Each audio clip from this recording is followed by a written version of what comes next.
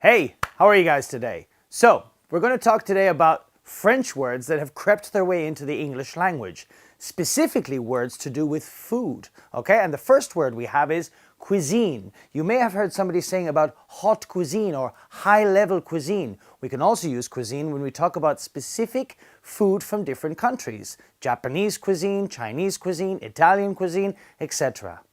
Then, the next one we have is the word gourmet, or gourmet, as they say in Catalonia.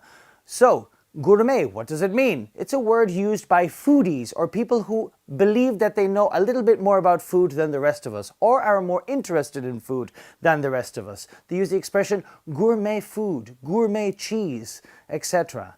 Then we have the word à la carte. This one you should be absolutely familiar with. À la carte means that you choose from a menu, okay? À la carte means you open the menu, you choose which you want. Do you want a second dish? Do you want a dessert? Etc.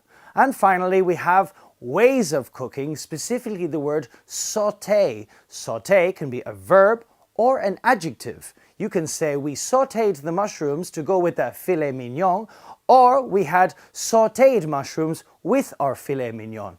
Well, bon appétit. That's all for now.